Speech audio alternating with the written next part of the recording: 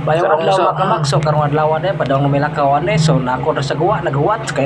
usa po ni kong partner pati mandugayan nagilis ay kay actually birthday din karon so padong mi ani lakaw so ako naghuwat lang ko ani sa guwa. Siyempre di apon kong bugoy mukuyo po siya dili mabili na siyempre mukuyo gyapon. So unsa pa dugayan so larga na unsa pa so kabalo na mo ani asa may padong ani so siyempre adto sa bida ang saya. Basta bida ang saya aw ginabalik-balik sa mga artista aw pili artista day unsa bida naras ko likod diri so dili man sa picture kay mao daw siya aw dili na to pugsong kay budlay na pero okay ra kay may gamit na pud siya kay gisugo pud nako sa picture diri siya po na video ani pero okay ra kayo among attire ayaw lang suwaya kay kani among attire simple ra kay ni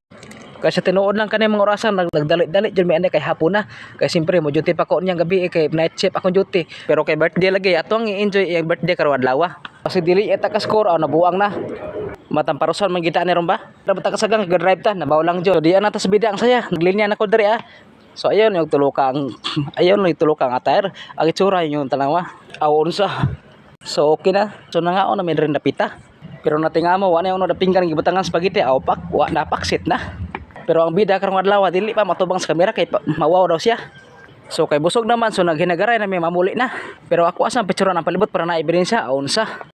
Pero mamuli ta majuti pa ko niya bye-bye.